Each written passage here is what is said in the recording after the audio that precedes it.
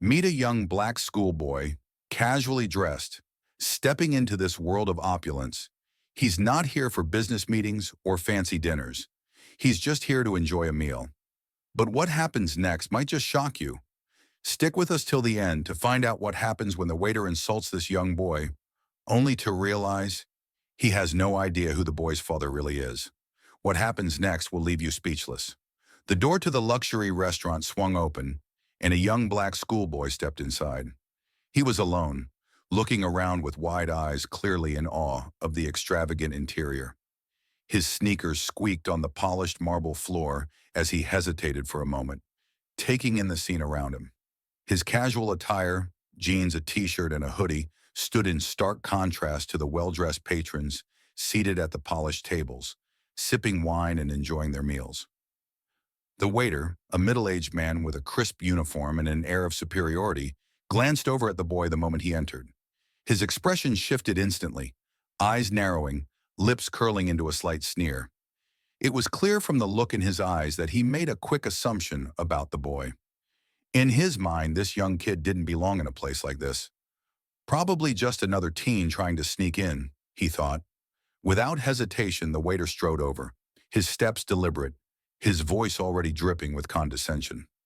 "Excuse me, son," he began. "I'm afraid you'll need to wait outside. We don't typically allow anyone in here without a reservation or proper attire." The boy, caught off guard, stood still for a moment, unsure how to respond. But before he could speak, the waiter continued, his tone laced with arrogance. "This is a fine dining restaurant, not some fast food joint. Maybe you should come back when you know how to dress properly." The boy's face flushed slightly, but he said nothing. He didn't know what to do. He simply didn't expect this kind of treatment. The waiter, now certain of his judgment, dismissed him with a wave of his hand. "I'll call someone to escort you out," he added dismissively, already turning away, convinced that he had handled the situation. The revelation. Unbeknownst to the waiter, the schoolboy was not just another teenager lost in a world of luxury he didn't belong in. His father, the owner of the restaurant, was seated at a corner table, quietly observing the scene. He had seen his son walk in, a little nervous but eager to experience something different. From his vantage point, the father watched as the waiter approached the boy, his expression hardening with each dismissive word. The father's eyes narrowed as he saw the waiter's condescending tone. He recognized that look, judgment, assumption, and the kind of arrogance that comes from thinking you know everything about someone just by the way they look.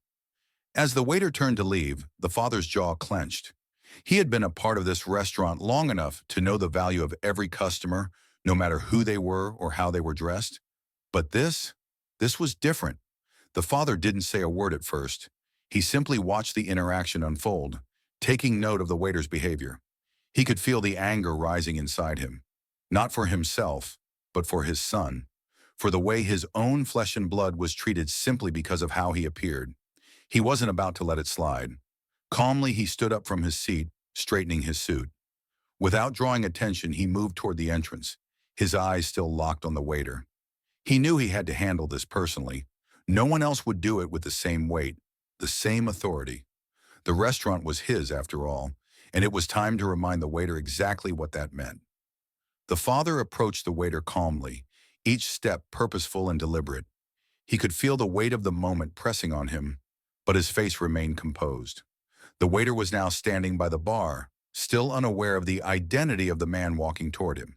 He was busy chatting with another staff member, smug in the certainty that the situation had been dealt with. As the father reached him, he cleared his throat, and the waiter turned, expecting to see another annoyed customer or perhaps a manager. But the expression on the father's face told him this was different. "Excuse me," the father said, his voice steady but carrying an undeniable authority. The waiter blinked, momentarily confused by the tone. The father continued, "I believe you were speaking to my son earlier. The young man you just tried to throw out?" The waiter froze. His eyes scanned the father's face, searching for recognition. It took a second, but then it hit him. The man in front of him was no ordinary guest. The realization slowly spread across the waiter's face, as his arrogance quickly dissolved into something else. Panic. His throat went dry, and he took a hesitant step back, instinctively trying to compose himself. But it was too late. He knew exactly who this man was now. The father didn't wait for an apology. He didn't need one. Instead, he spoke firmly. You judged my son based solely on how he looked, without any understanding of who he truly is. That kind of behavior is unacceptable in my restaurant. It doesn't matter who walks through those doors. Everyone deserves respect. The waiter stammered, his face flushing. I, I'm sorry, I didn't know. He trailed off, but the father interrupted, his voice unwavering. Exactly, you didn't know. And that's the problem. The father's gaze was sharp, steady. You allowed your assumptions to guide you, and in doing so, you lost sight of what's important here. Treating everyone with dignity, regardless of their background, their appearance, or anything else. For a moment, the waiter stood speechless, his thoughts racing. He had been so sure of his judgment, so confident in his authority, that it never occurred to him that he might be wrong. And now the consequences were staring him in the face. The father took a long pause, letting his words sink in. I don't tolerate disrespect in my restaurant, especially not toward my family. With a final glance, the father turned away, leaving the waiter to process everything he had just heard. But not before he added one last thing. I think it's best if you find another place to work. The father didn't look back as he walked away, the finality of his decision echoing in the silent space between them. The waiter stood there, still processing, his once confident demeanor now completely shattered. In moments like these, it's easy to let our assumptions take control. We all carry biases, shaped by what we see, hear, and experience. But how often do we stop to question those snap judgments before acting on them? The waiter in this story didn't know the schoolboy, yet he assumed he didn't belong. He judged based on his appearance, the way he was dressed, and perhaps even the way he looked out of place in that high-end restaurant. And that assumption led to a moment of shame, not only for the waiter, but for the values of fairness and respect.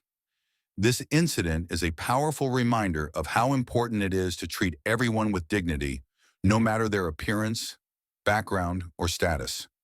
We've all been guilty of making assumptions, whether it's about someone's job, wealth, or intelligence, based on how they look or the first impression they leave. But those surface-level judgments can be dangerous.